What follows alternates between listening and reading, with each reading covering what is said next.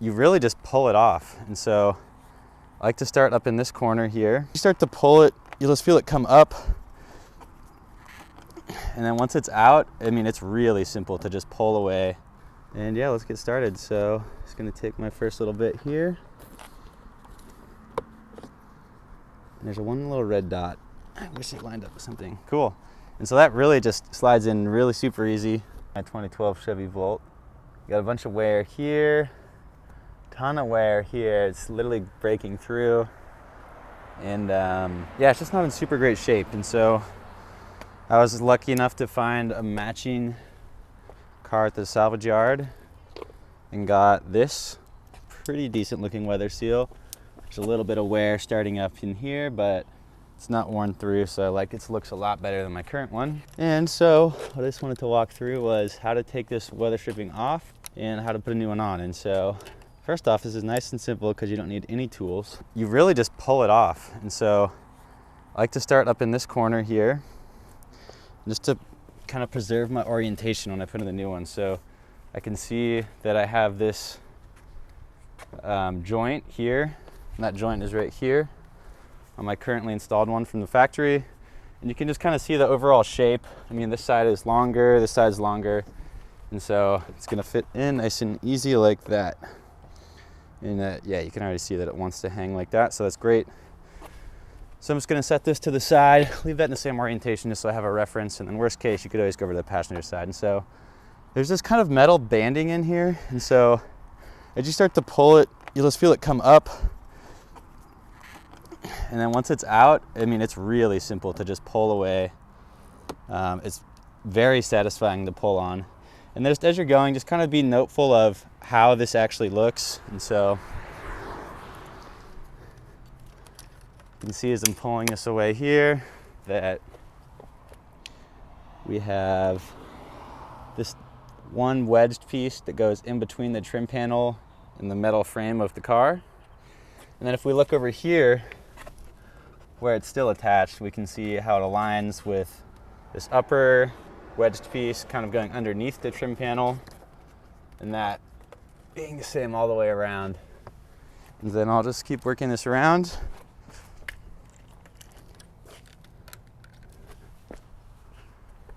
Do a pull from the top here. And so yeah, that just pulls away nice and easy. Don't want to pull too fast or too hard just to make sure that I'm not damaging any of those trim panels, but I think it should be pretty safe there. One around the fuse box junction's a little bit looser. Awesome. And that is off. So I just removed my old piece. And so you can see as I pulled this off that I stretched out that metal that's holding that in there. And so if you were just taking this off to maybe clean it or something, definitely make sure to bend that metal back so you get the same nice tight fit. If not, if you're just gonna toss this, wouldn't worry about it. But when you're putting on your new one, depending on where it came from, may be useful to make sure that that is all aligned as far as looking even. I mean, that corner that you start pulling it at, you're definitely gonna warp the metal unless you got really, really good hands, which I don't have. I'm just gonna take a look here, and this trim panel comes off really easy right here. But there's a little bit of dirt in here.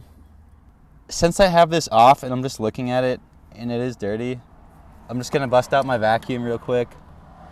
Obviously not a necessary step, but why not since I got it off. Probably worth the extra minute or two to just grab the vacuum and do that.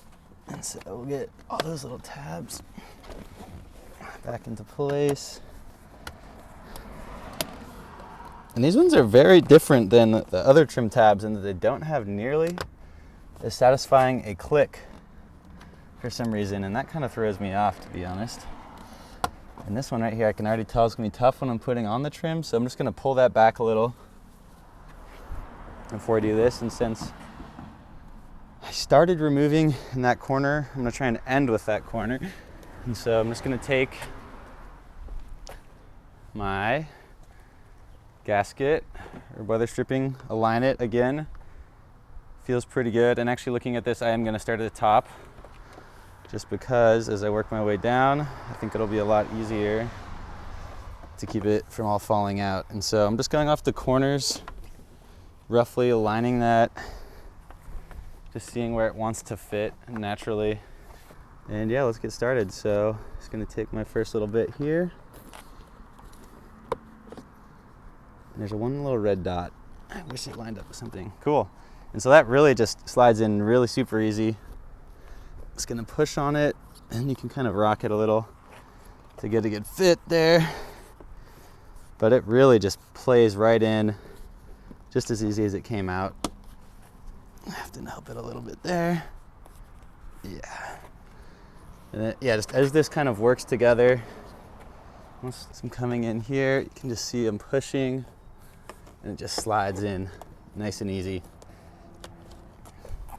Nothing special. And then on this other side, you gotta look, and this is where you're gonna have to do a little bit more work, is to get that to seat underneath the trim panel, possibly. It's not looking like a good alignment, but I think it's all gonna work out just fine here. So, okay, this panel's a little bit harder, and so I'm gonna pull up on the piece before I go in, and go in, let it sit back down. Boom, there we go. Now it's nice and locked in. Since I have that edge advantage now, I can just continue to work down in the same manner. Nice, totally doable. And so just as I get that in, and before I get too far down, I'm just gonna get this trim piece locked. And I think my tab's a little busted there, but it's okay. And just kind of gently but firmly, if that makes sense. You know, you don't have to attack it, but just, good steady pressure. Just continuing to work around here, making sure that it's on the side of the panel that I want on the inside. This last one, I can tell, is going to be a little bit troublesome. Oh, nice, and I just heard that all just kind of pop underneath. Now I'm working down.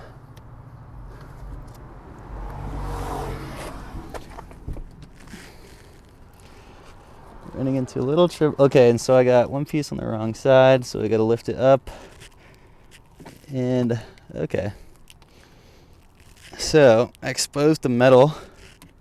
So if you misalign it, which I just did, and push in, you shouldn't do if it's misaligned. I think it matters quite a bit now that I'm looking at this more. You're gonna bend that little metal hanger, and then it's not gonna go in no matter what you do. And so bent that back into place, and the last mile is definitely the tough one. And there we go. It just really locked in there. That last little bit, and oh my goodness, I was so nervous to do this, and it was so easy. I was like, oh man, what if I do this? I can't get it back in. The wind's gonna be howling through my car. It's gonna be terrible. But it wasn't bad at all. And we're right back in.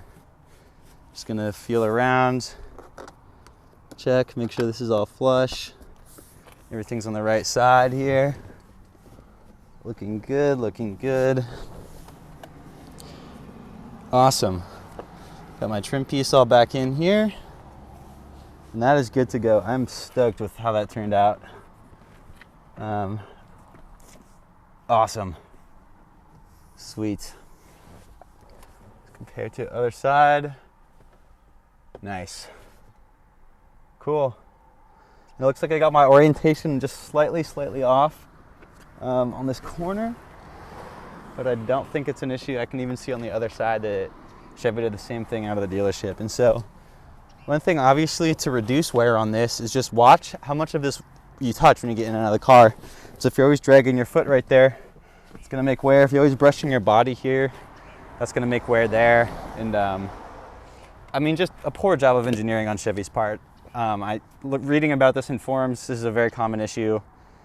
And if you can't find this piece at a dealership, then I'm sure it can't be cheap to buy, probably a couple $100. Or I can't find it at a junkyard. I mean, even this one that's looking a lot better is already starting to separate in that same spot, but it is a lot better than that last one. And based on the simplicity of the nature, if you can upgrade to even a slightly better one, I mean, this took me 15 minutes when I was filming. So yeah, that's how you do a 2012 Chevy Volt Generation 1. Driver's side, body side, weather strip, door seal, whatever you want to call it. And this should apply to all Generation 1 Volts. I got this particular one off of a 2013, mine's a 2012. And yeah, hopefully that helps you, makes you a little bit less nervous about going into the repair. I've been putting it off for a few days just because I was kind of worried about it, but it's really no big deal. And of course, lastly, the door close test.